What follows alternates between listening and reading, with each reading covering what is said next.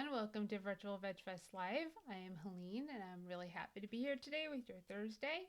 And we want to say thank you to the Plant Based Network because we were powered by them, and to Triangle Veg Fest, which happens to be the nonprofit that I started. As a thank you for sponsoring this week's lives. Yay! They are our Pass the Buck campaign recipient. If you donate $1 or more for every dollar you donate, you're entered to win a prize back from Orgain. Easiest way to do that is to go to virtualvegfest.com and click on the Pass the Buck campaign flyer. Simple.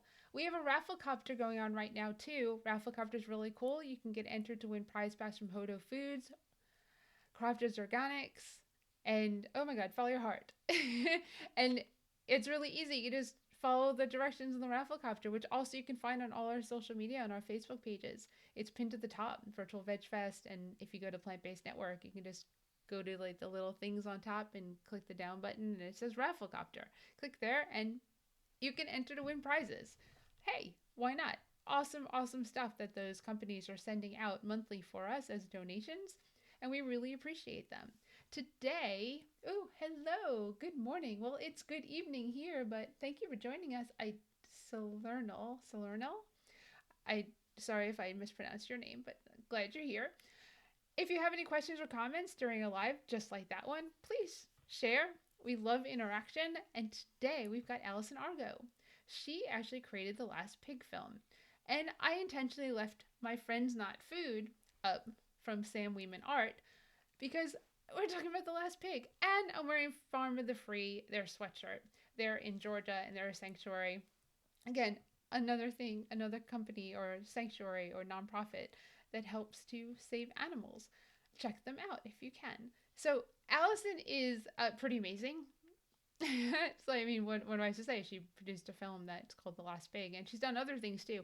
She's pretty accomplished and incredibly modest. So I'm gonna bring her on so that you can get to know her and everything that she's done. Oh, good afternoon, Cindy. Thanks for joining us. Let me bring her on. Hey, Allison, how are you? I am great. How are Well, you, Helene? I'm doing well. I'm really glad that you're here and we get to talk about you. We get to talk about the last pig film and everything else that you've done. And I see like behind you, you've got the the graphic that's part of the film, which is pretty cool. And I know you've traveled around and showed it, and you just had a fundraiser that raised $12,000 for a whole bunch of different sanctuaries. But please share with everyone who you are and what you do, and as much as you like. Well, I have been trying to figure out who I am for like 60 years. So that's not going to be an easy one to answer. But no, the last 30 years of my life, I have been making films that speak out for non-human animals. I kind of found my passion in life sort of midway through life. And I was sort of on a different road. And then basically I fell in love with gorillas. I became struck by how absolutely magnificent they are, but more than anything, I think they encompass all the best qualities that humans have. I mean, they show our better side. They're very gentle and very peaceable and peaceful, and they're vegetarians. I think they might eat termites. I'm not absolutely sure, but at any rate, I became really concerned about how they were being treated in captivity, and it was something that people really weren't looking at the time. I mean, Diane Fossey was out doing work in the wild, and we were all really concerned about whether gorillas would survive in the wild, and our concerns are only mounting now. But really, people weren't looking at their care in captivity. And so I just, in my travels, I was traveling a lot. I was acting at the time, which was my family business. I sort of went into my family's business. And so I'd visit zoos everywhere I went. And my husband at the time was a cameraman, a really wonderful cinematographer. And so we just kept saying over and over and over again till ad nauseum, we really should make a film about gorillas in captivity. And let's call it The Urban Gorilla.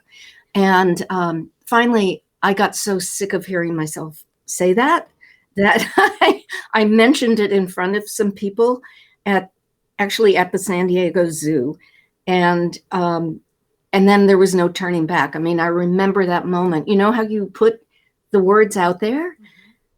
Once you articulate it, I mean, for me, that means that I have to go through with it. And so it took me 3 years to make the film, and my marriage dissolved, but I ended up with this whole different life and passion. And the centerpiece, really, of the film was a gorilla that was living in Atlanta. No, sorry, he moved to Atlanta. He was living in Tacoma, Washington. His name was Ivan, and he was just had lived for 30 years. He was a beautiful silverback, full-grown silverback gorilla. Hadn't seen another gorilla for 30 years. Um, I mean, it's just really the most tragic story imaginable. And so he was a character in the film, and the film helped catalyze an outcry, a public outcry against this horrible little shopping mall that had kept him for 30 years indoors. He hadn't seen the sun, he hadn't seen the grass, he hadn't seen another gorilla, and the store went bankrupt. Basically, to make a longer story short, and we with so I sold my film, or didn't really sell it, but National Geographic picked up the film, and we created a nonprofit called the Gorilla Relocation Fund. And through the film, we were also able to raise funds to move Ivan. And so he ended up moving to Zoo Atlanta. And obviously, seeing the power of documentaries and what they could accomplish, especially, I mean, for me, it's non-human animals that, I mean, absolutely have it the worst because they can't speak our language. And they don't really have many people, I mean, more now than 30 years ago, really going out and fighting for them. So that was really exciting. And I went on to make more films, I think 14 maybe. And so I told you I don't like talking about awards or anything, but I've been very fortunate that my films have won many awards, including 6 national Emmys and a DuPont Columbia Award, which is kind of I'm proud of that, and lots of international awards. And so I've gone on and on and on and made, spoken out for a lot of different species, and but never before had I spoken out for animals trapped in the farming industry. And so this was The Last Pig is my first story that addresses these animals and their lives. So Did you want to slip a word in? well, I want to know, how is Ivan? Oh, Ivan passed away, but Okay. he got to live a lovely life at Zoo Atlanta for, I can't remember, maybe 8 years. Okay. And he still chose humans. He was able to be with other gorillas. He chose humans over gorillas, I guess, because that was the bulk of his life. I mean, 30 years of his life. But it was brilliant that he didn't die alone in a concrete box at the BMI shopping center in Tacoma, Washington. So it does reflect the potential power of films. And I once I saw what they could do, I just was like a kid in a candy shop. It's like the thing is, there are so many stories and there are so many individuals and species that need us to speak out for them. And there's just it takes me at least a year to make a film, and then the hardest part of it is trying to get funding Right. to make a film. That's really, really tough. But I will persevere. No, that's Shall I all. tell you? Oh, go on. That's awesome. No, I'm like, I mean, I didn't know that about the gorilla, and I'm really glad that he got to live out his life in. I mean, not that zoos are the best thing in the world, but a zoo is much better than a box and a mall. A mall. What is a gorilla doing in a mall at all? I mean, I know in Vegas they used to have the white tigers, you know, And and orangutans doing acts and at the Mirage they had them in like in a case that you could walk by and they were there and so I mean I guess same concept but they didn't live there permanently I don't believe because they were part of the yeah. show they're part of Siegfried and Roy right It's so called entertainment. It's yeah a business trying to bring in more customers. And the man who owned Ivan, which is a terrible word, but he did, he was Ivan's owner. And I think his family got him shipped over from the wild when he was 3 years old, and a female who almost immediately died. And I interviewed this man, and he said, "Well, he's part of my family." Sorry, you wouldn't keep your child in with a solitary house confinement. right We knew too much by then.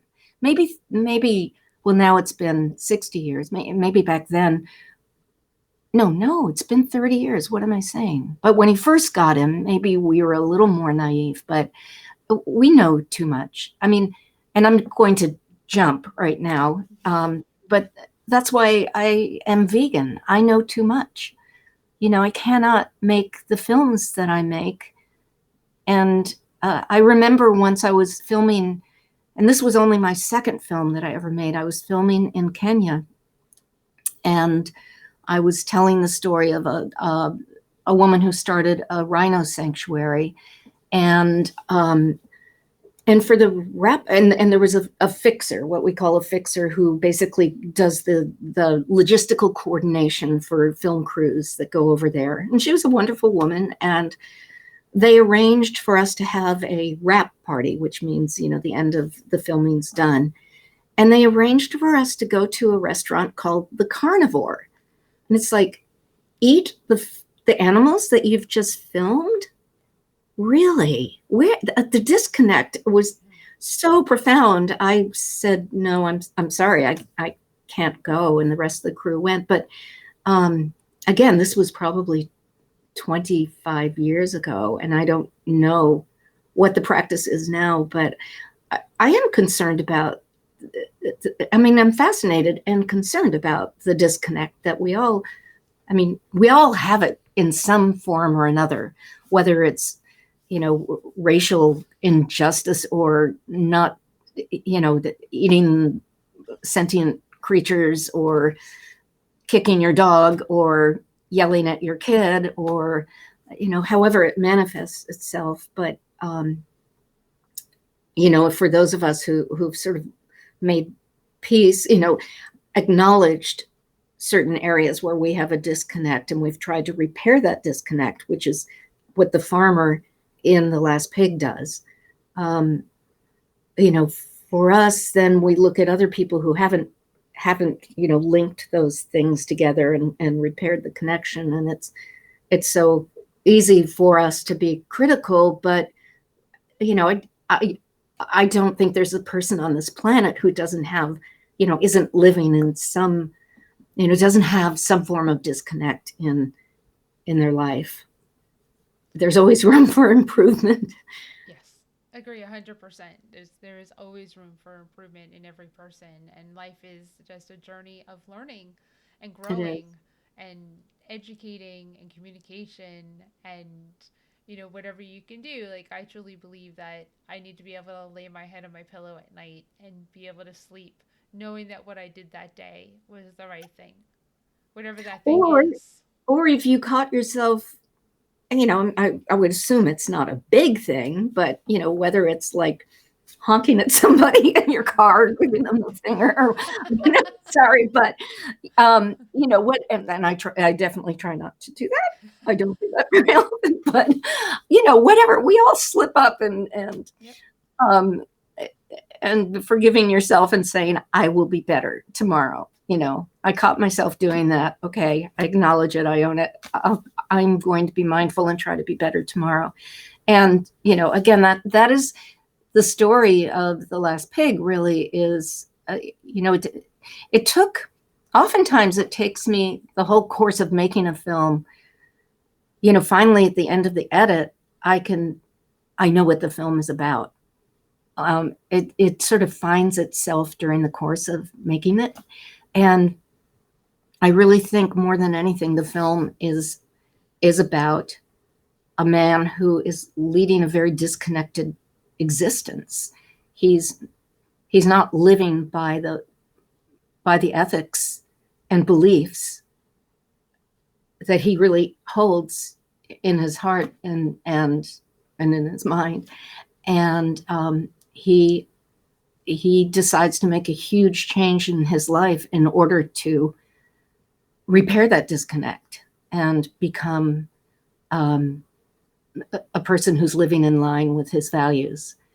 And I think that's really powerful. And, with the audience, I didn't make the film the film does not in any way promote my agenda or anybody else's agenda. It just simply is one man's journey and to consciousness, really. And so I think it can be applied, it's almost a parable, and it can be applied to so many different aspects of life. It's not just about what you choose to eat or whether you farm animals or not. It's really about who are you at your core? What are your beliefs? And are you living your life truthfully in harmony with those beliefs? That's yes. Yeah, I mean it's really truly amazing. I know the impact of the film on a lot of people is it's not an easy film to watch at times. I know that there are some scenes that are more difficult than others, but the And overall yet, I think story. it's important to say that it's not a violent or graphic film. Right. I mean, it's hard. The hardest thing is to see live pigs in the slaughterhouse that haven't yet gone to the kill floor. That's not graphic. It's not bloody, but it's terribly disturbing. Yeah. The energy, Because the you know fear. what's coming. Yeah. Yeah. It's because they know. I mean, as much as people don't want to think that, like, like the Jews in the Holocaust, when they walked into the showers, did they know they were going in for a shower, or did they know they were going in and they weren't going to come out alive? You didn't know. That fear is the same as the fear that a cow has as the cow is walking into the slaughterhouse as the blood is rolling down the concrete on the floor that's from their previous friend that went ahead of them. Because they feel they're mammals, they're sentient beings, they understand death, they understand life, they want to live, they Yeah. get that. They feel like we feel. And that's an important connection that people, I mean, just don't believe that they understand that. They don't want to die, but they know that's what's ahead of them and they can't do anything about it. Well, what's interesting is the title, The Last Pig, is sort of a double entendre, I guess. It's both, that it refers to this man's the last pig that he takes to slaughter and the last pig that he sends to sanctuary as well. But also, he told the story of how one time he would go to a humane slaughterhouse. In other words, whereas factory farms are slaughtering, thousands of pigs a day, or this was like 7 pigs, and the process is slow. It's very quiet. The pigs aren't screaming. They're curious, and then suddenly. But I agree. I think that they know, probably on some level, that this is not cool.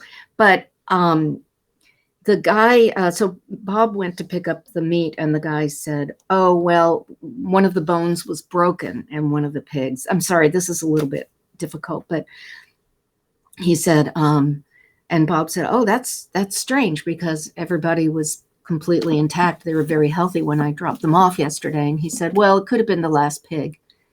And the guy said that it's a phenomenon that they were such tightly bonded herd animals that basically one after another is taken onto the kill floor, and they don't see the other pig being killed, but pretty soon they're left alone, and they're the last pig, and they freak out.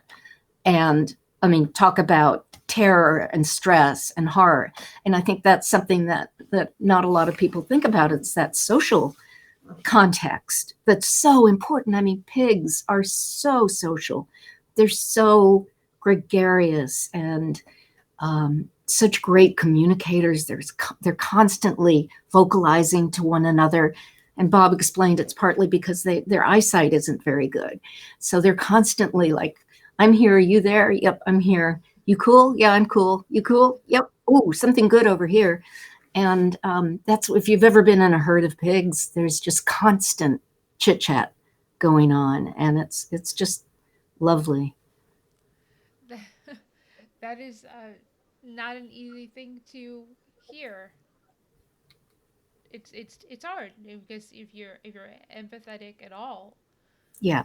then you and you're still eating animals, then you have to Yeah. understand that what's on your plate. I feel it's important if you're going to eat animals, you understand where they came from. And Well, yeah, I totally agree with you. And it was really interesting. The farmer came to a few of the screenings that we had, and one in particular was in upstate New York. And some of his family came to the screening, and I happened to be behind, I imagine he was like 10 years old, a kid. And I think he was, I assumed that he was Bob's nephew or something. And, you can tell that we're getting close to going to the slaughterhouse in the film. And so the kid was, kind of, fidgeting in his chair and sort of clinging on to his mom. And I was behind him going, oh God, I'm so sorry he has to see this. And, feeling really bad. And afterwards, I went over to Bob and I said, I'm really sorry. I hope I hope your nephew wasn't upset. And he said, they just came from Burger King. He needs to see it. And I was like, yeah, good point. yeah, I it's appreciated important. it. Yeah, Yeah. I wouldn't have felt bad because if he's squirming, then maybe there'll be a seed planted, and maybe Mhm. that seed will sprout at some point because now he's got an uncle that gets it. Well, it's interesting as a filmmaker, we want to open as many eyes as we can. And sometimes you can do exactly the opposite for certain people. If you cross their line. I mean, figuring out how best to get a story to people's consciousness it's tricky. Like if it's too graphic, a lot of people will be like, no, I'm out of here, and they'll walk out of the room. And if it's like too not graphic enough, some people won't get it, or I shouldn't say not graphic enough, but not hard hitting enough. It's really difficult. And so that's why I think it's so important that there are a variety of films out there, and there are more and more films being made about animal welfare, animal well-being.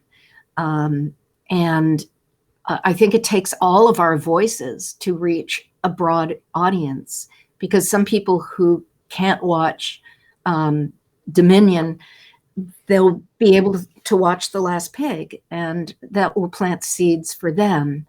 So I think it's important that we all tell these stories in our own voices. Find different ways to tell the story.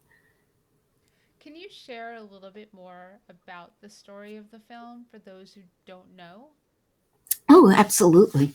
Um, well, I first became aware of the story. I had long wanted to speak out for farmed animals. I'd been vegetarian for decades, and but I hadn't become vegan. I just had a blind spot. I mean, we're all on our own journeys. We're getting there, hopefully as fast as we can, and learning. So at any rate, I heard about, a friend sent me a link to a blog that a farmer had written, and it was called "Happy Pigs Make Happy Meat?" ? And this woman's not a filmmaker, the person who sent it to me. She said, I just wondered if you thought this might be make a good film. And so I read usually you sort of like, oh, well, I'm sure that Heather doesn't know what goes into making a good film. But anyway, I was like, okay, I'll read it. And, very quickly I was in tears. It is about, well, it's this man, stream of consciousness saying, I'm starting to doubt that he was a humane pig farmer, and his pigs led an absolutely idyllic life on his farm until one day when he would load them onto the trailer and take them to the humane slaughterhouse. He was starting to question why he was doing that, and is there any such thing as happy meat? And a pig that would normally live, for 15 years to snuff out their life at 6 to 8 months, is that really ethical? And he was starting to decide for himself, no, that's not ethical. Why do I have the right? I don't need to eat pig. Why do I have the right to farm these animals and take their lives away at an early age? And so, but he was sort of stuck in it because he had his life, all of his money invested into that. And he had also, had, I think, close to 300 pigs on the farm who he was raising. Again, they lived beautiful lives on the farm. But, he started reaching out to sanctuaries, and he couldn't find sanctuaries to take 300 pigs or 200 pigs even. And finally, Gene Bauer at Farm Sanctuary was able to help place 6 pigs at different sanctuaries. Farm Sanctuary took 2, and then 4 went down to a sanctuary down in Florida.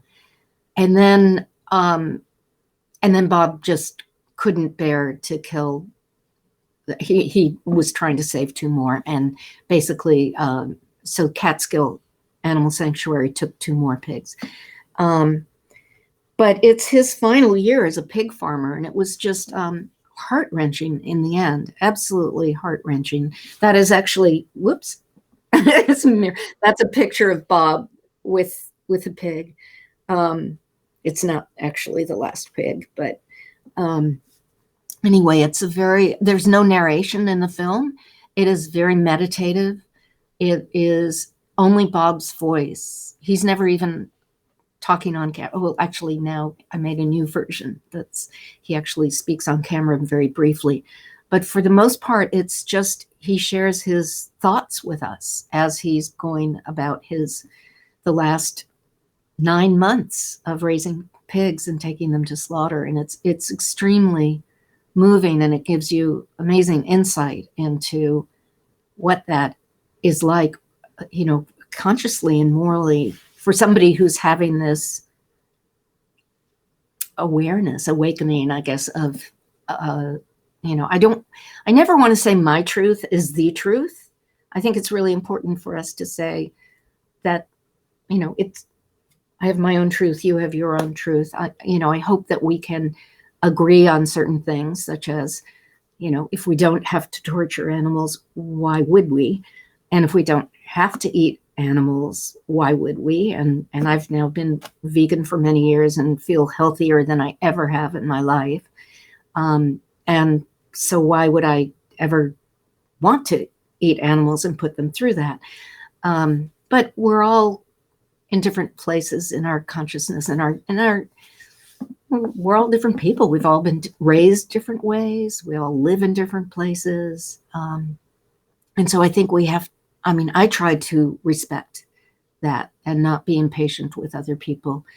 I feel like my role as a filmmaker, as a documentary filmmaker, is to, try to bring these stories and raise people's awareness, because how else would they ever know? The young person who goes in and buys a thing of hamburger meat, it doesn't look like a cow. A lot of people have never even, they don't even connect that was a living, breathing animal with a consciousness. So it's just, we, as filmmakers, I think we or I guess I can only speak for myself, try to gently open eyes and minds and hearts, and just open the door and let people. But you can't make people walk in. You can only say, here, if you'd like to walk in, the door's open. And I will not say my way is the only way by any means, and I've got a long ways to go. We're all evolving. Well, I mean, thank you for creating the films that you do so that you give people the opportunity to walk through that door and then make a choice and decisions as to what they want to do after or during, because you don't know when the epiphany might happen. It might be 5 years later. You know, Absolutely. yeah, in regards to like, children not knowing or people not, well, people know, adults know what the beef is made out of. They know that it comes from a cow, most likely. Yeah, But but there's children, willful right, blindness, I think. right. Yeah. But children, I mean, that's probably why we don't call it cow, right? Ground cow in the store, we call it ground beef because when they're growing up, they're like, what does the cow say? Moo. Okay. Well, if they knew that that moo was what Yeah. was in that package and is now on their plate, they might think a little differently about what they're going to eat. But that's their parents. Their parents don't know. They follow the standard American diet, and they start the brainwashing really early as to what you eat, and it's not healthy. It's not healthy for the planet. It's clearly not healthy for the animals, and you don't need it.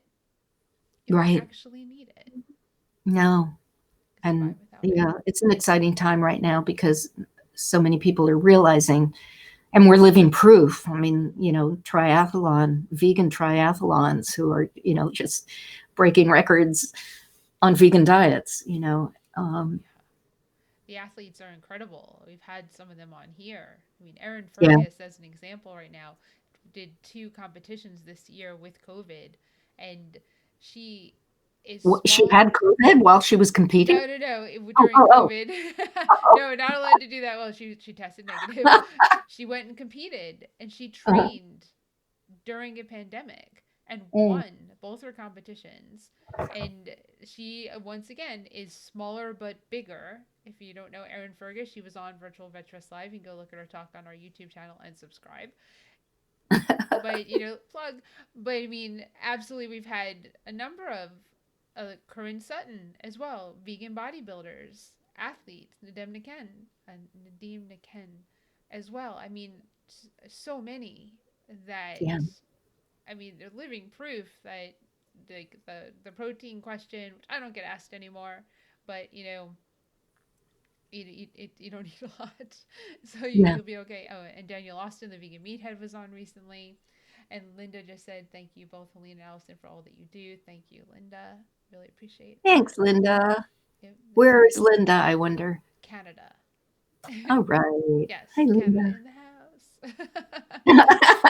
So, yep, No, yep. I mean, what's so interesting is we have this three-pronged situation now. We have a climax of global warming, and we're just at such a sink or swim, live or die, moment.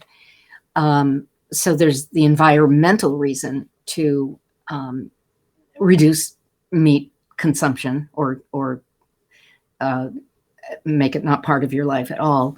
So there's the environmental side of it. We're learning about health, and then we're learning that animals are sentient. I mean, I was just reading an article about Jane Goodall, and she really broke through and by the way, she is a vegan. She broke through so many barriers, you know he helping us learn that these are sentient creatures. And then you can take those lessons that we learned about chimpanzees and start applying them to other creatures. I mean, we really are shifting. Our consciousness is shifting. But I think we have a lot of thanks to give to Jane Goodall. I wasn't planning on giving her a snout out, as I like to say. But thank you, Jane Goodall. Yes, thank you to Jane. She's Uh, absolutely amazing. she has really changed our world, I think, and changed way of seeing non-human beings, and helped us to see that we're animals too. We're. I think it's an exciting time right now. Actually, I feel really. I feel nervous about the future, especially. I mean, global warming is very, very scary and very real, but I feel that we are starting to understand some of the solutions that are out there and embrace some of the solutions. And, and one big one is to at least reduce your meat consumption.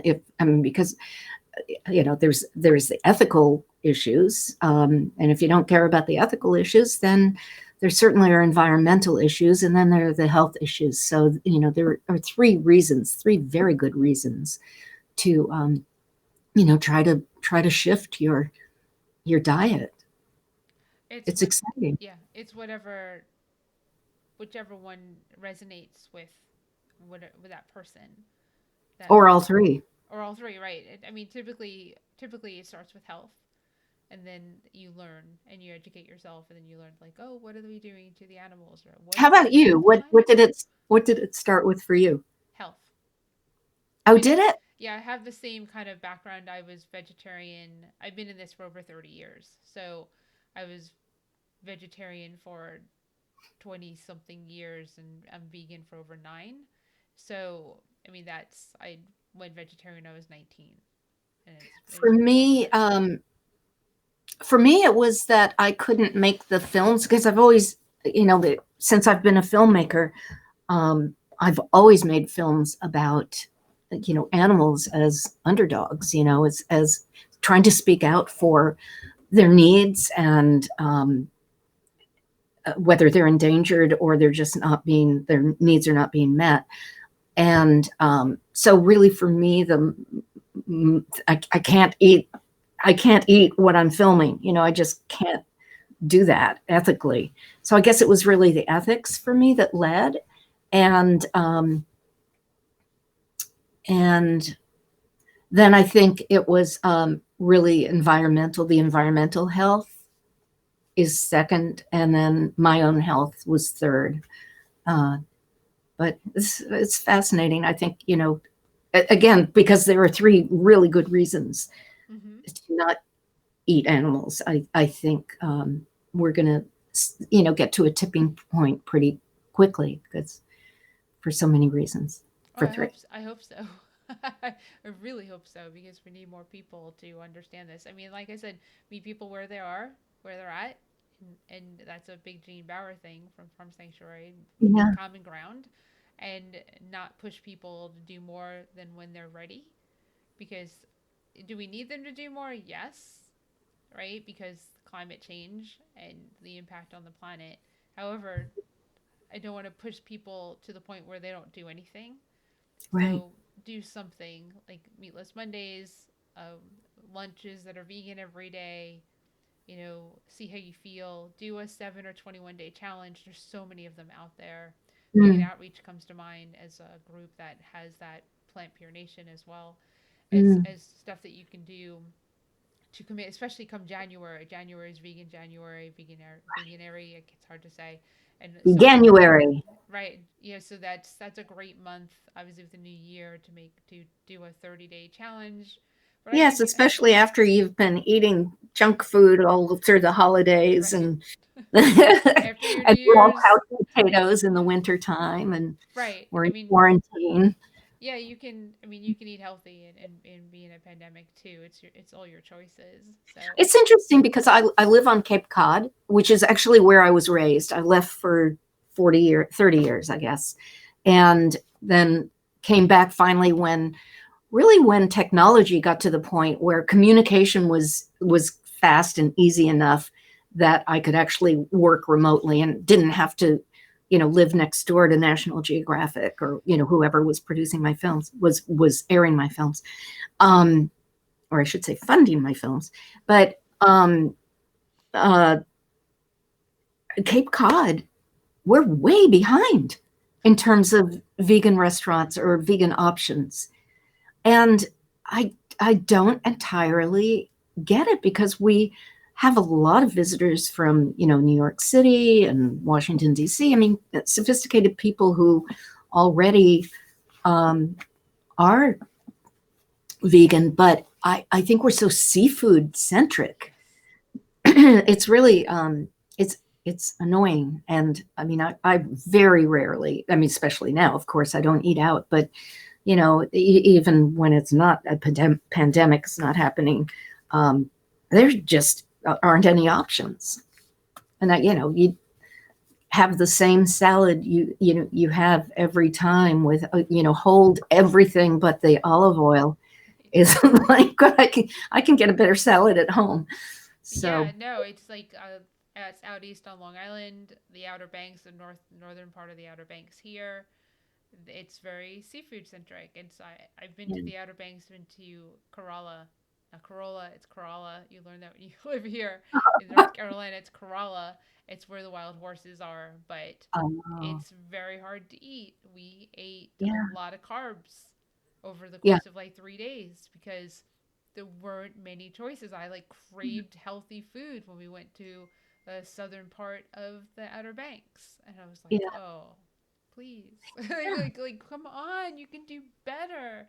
But yeah, it's like when you go into those like the North Shore of Long Island, it's all seafood restaurants, and you're like, oh no, I can't eat here. We that's do. what thank goodness for like Airbnb and places where you can actually rent the kitchen too, because Right. uh, yeah, Bring your that's own the way I food. survive. It used to be, when I first started making films, and I was at least a vegetarian, not vegan yet, but it was so hard because we, travel, we'd go on location, and well, I told the story of the carnivore restaurant, Right. and you filmed them, now you can eat them. We're offering zebra tonight. No, thank you. But it used to be just hellacious when you'd, go into the Midwest, or it's gotten so much better. I wish that Cape Cod was a little more vegan friendly, but You have to do your outreach. Is what you have to yeah, I do. know. And So much work and so little time. I know. So Richard asked, how can individuals see the film? Oh, Richard, what a great idea. Okay, yes. Here's my dilemma as an independent filmmaker. So this film I made independently, funded it through crowdfunding and also some small private grants from a couple of vegan angels. Um, and basically, I haven't been paid at all. And I've been working on it for many years. Um, and and I didn't try to get funding.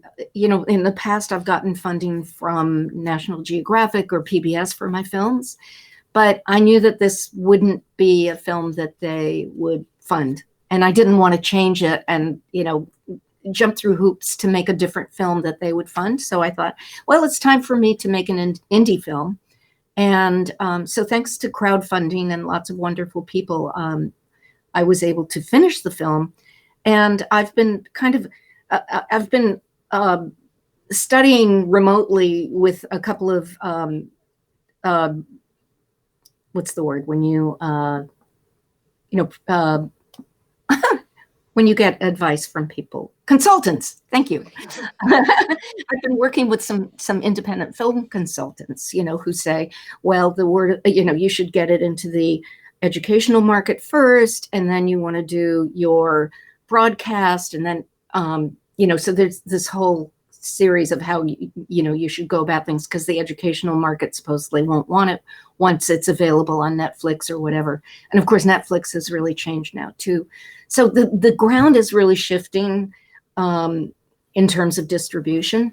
But so I've been going through the sort of tried and true stages, and we did just so let me cut to the chase. So it will be on PBS in the spring, so you will be able to see it around Earth Day. But I don't know if every PBS station is going to pick it up, but hopefully yes, and you can ask for it. You can ask your PBS station to, request it and to pick it up. But we also just did a wonderful, it's not really crowdfunding. We did a wonderful funding event where we raised funds for 4 sanctuaries. It was a collaboration with The Last Pig and 4 pig sanctuaries, because I wanted to use the film to help support their work, especially during the pandemic. It's been so difficult for them. They can't do tours. They're really struggling. And so I thought, well, we've got this film. Let's just get it out there that way. So I did not a crowdfunding. I did a screening, a streaming, online streaming event that lasted for a week, and people could buy a ticket for, I made them really low, $5, so that it was affordable to everybody. In hindsight, I probably should have made it 10. But what we did was we encouraged everybody, here, we're basically giving this ticket to you. Please donate to these sanctuaries as well. And the sanctuaries all agreed that all of the donations went into one pot, and they divided it up. And Last Pig got a little bit because we were working full time, and I had to pay a person who was working with me, 2 people. So I'm probably going to have another one of those events. I'm talking to a couple of sanctuaries about doing that again right in the new year. So probably best to sign up for our newsletter. You can go to thelastpig.com. And actually, we have a really great page. Oh, let me give a snout out for, we have something called Take the Last Pig Pledge. And if you already have stopped eating pig, great, just sign it. And you can, I can't remember if we have a date when you stopped, or if you're ready to stop eating pig, we have a map of the world, and it's slowly getting populated by all the people who are making this pledge, which is kind of cool. But you can find more about this fundraiser, and we will be doing another one.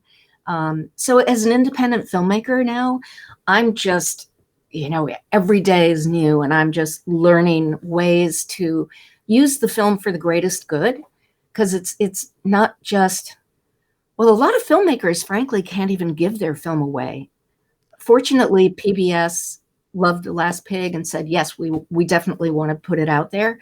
So I'm really grateful for that. But it is not, independent filmmaking is not for the faint of heart. It's really a tough road to go.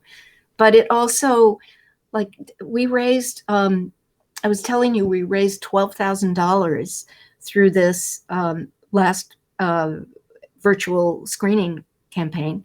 And so all of the sanctuaries got, close to $3,000, which is really cool, because it's been very tough for them. So I'm constantly trying to look for ways to use the film for the greatest good. And of course, I want to get it out there too. But so, if you wait until around Earth Day and ask your local PBS station to pick it up, you can help that way, and you can see it that way. But also sign up for our newsletter, and keep your eye out for our next screening event benefit, because again, I just want to use the film not only to spread, information and help people learn through the film, through the story of this one farmer, but also I want it to be a direct benefit to the people who are rescuing pigs and raising awareness. They're not just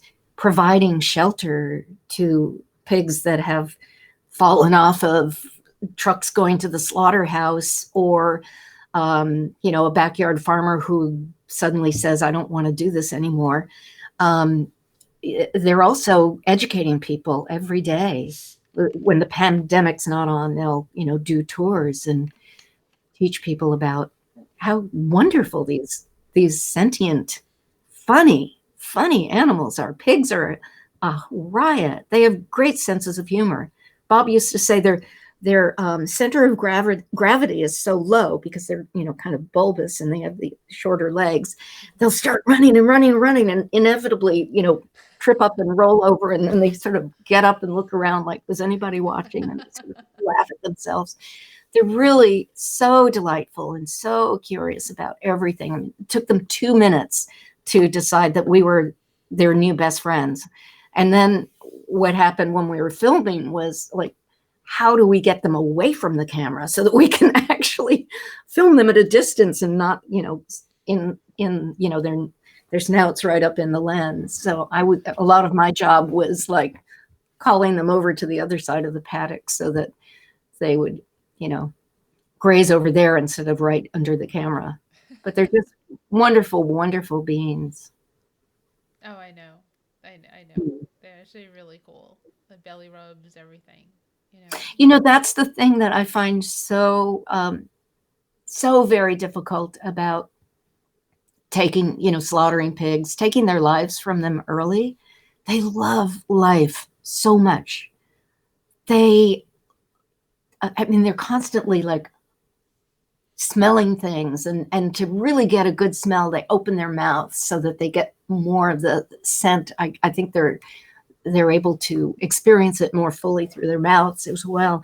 And I mean, just watching them in a mud bath, they just love life. They love to eat. They love every taste of everything. They love to sniff around. They love each other. They're gregarious. They sleep together. They're always touching one another when they sleep.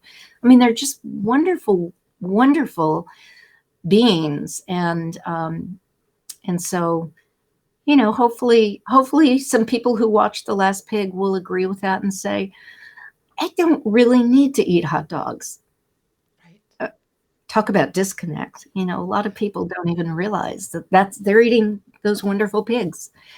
So I'm hoping the film will raise some awareness, and it already has. I mean, we've gotten a lot of mail, especially when we were doing live screenings. We were doing a lot of community screenings before COVID shut all that down, and those were great. I mean, all over the world. That's the cool thing, is that the story is just totally universal.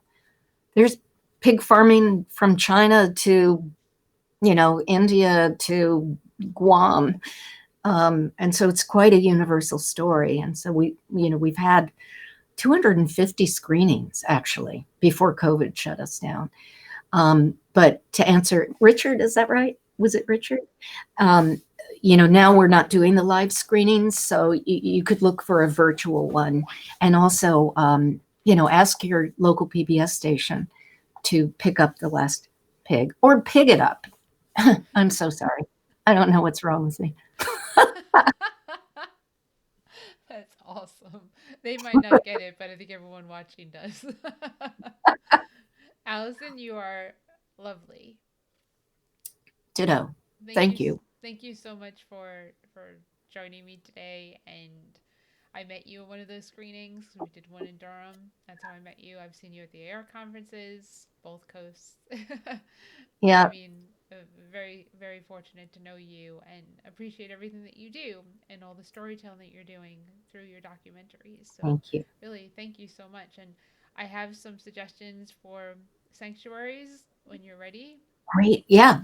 And, Yeah. there's Shoot me an email and we can arrange to talk or whatever. And yeah, to whoever's watching, please sign up for a newsletter, because we're not going to overwhelm you. I'm lucky if I send out 3 in a year.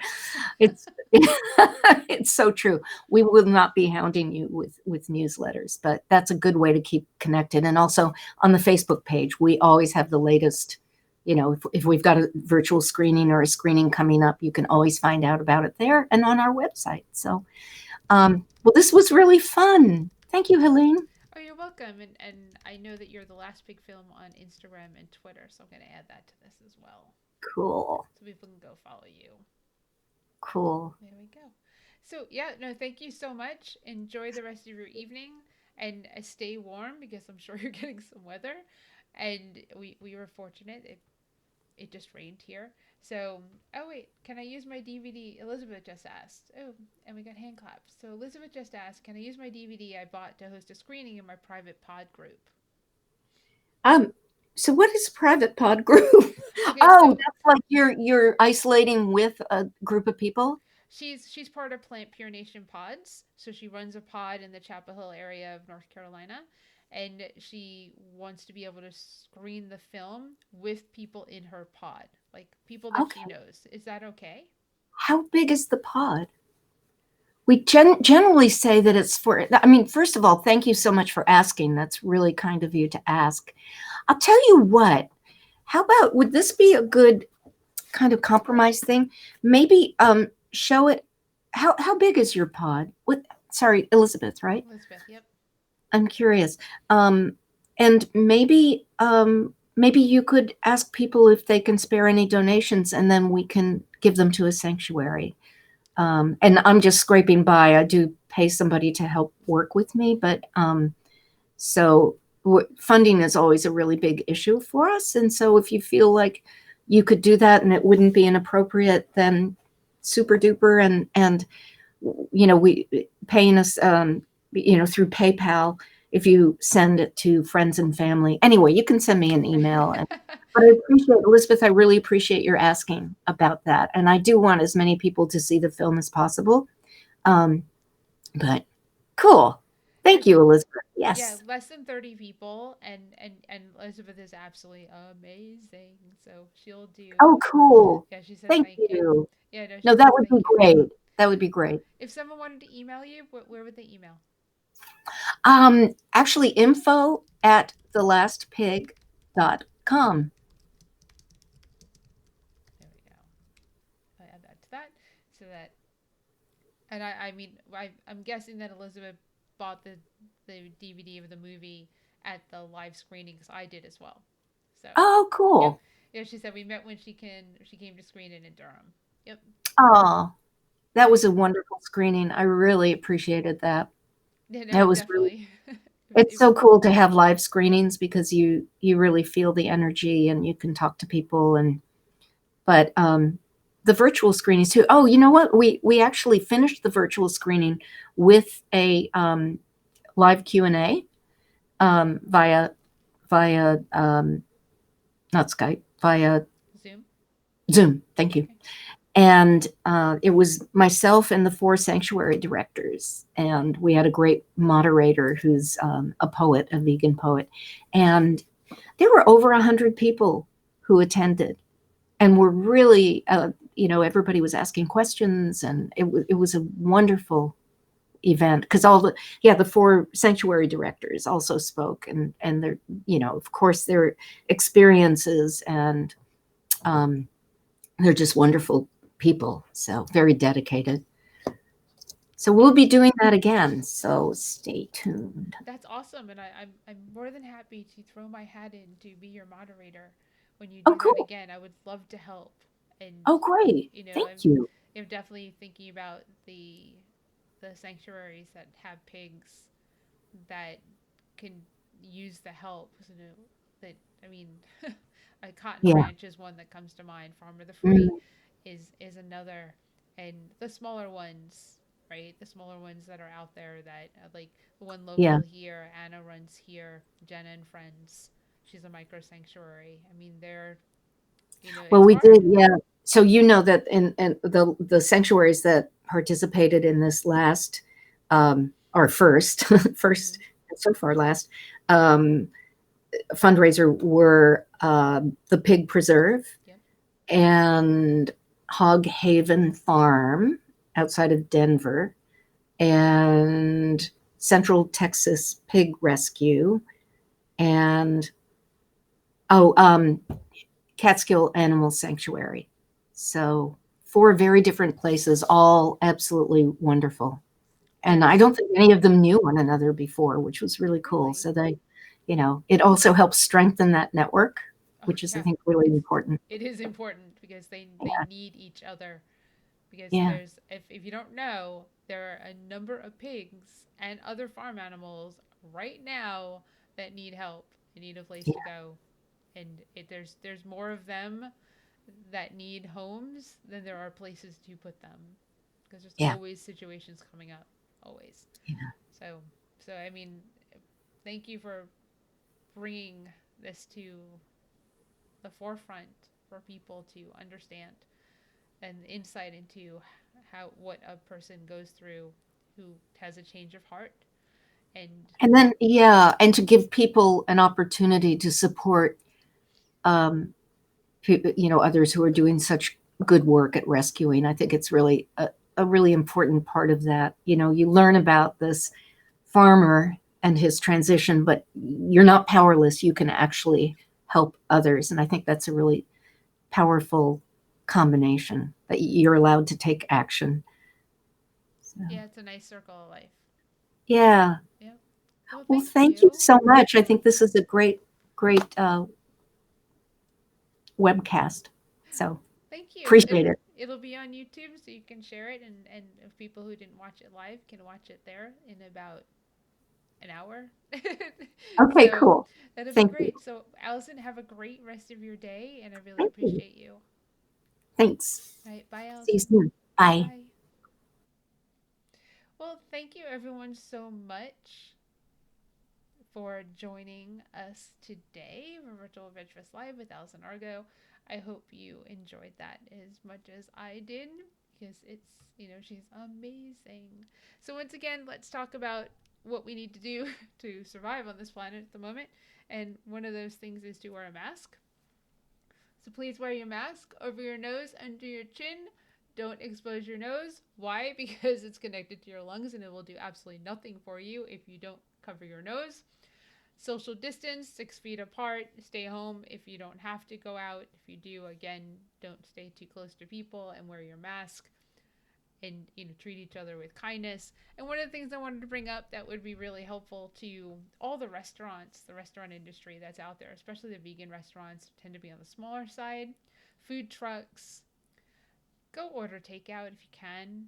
I mean, if you don't have the funds, then don't. But if you do, order takeout from your local restaurants and help them survive this because it's probably going to get a little worse with COVID as we head into January after the holidays, and it's not great out there. So support your local restaurants, pick up curbside takeout, food trucks, social distance, get some yummy vegan food, and be kind.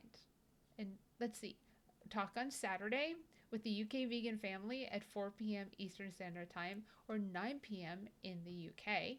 And then next week we have one talk on Wednesday because Christmas Eve is on Thursday. On Wednesday the 23rd, we have Josie coming on to talk about zero waste, which I think is a great way to end the year, is to talk about zero waste so you can start the new year possibly having as little garbage that her family of four has, which I'm not going to tell you, but it's a little tiny bit of garbage for a whole year. Other than that, have a great rest of your Thursday. We'll see you on Saturday at 4 p.m. with the UK Vegan Family, and I really appreciate you and thank you so much for watching. Bye.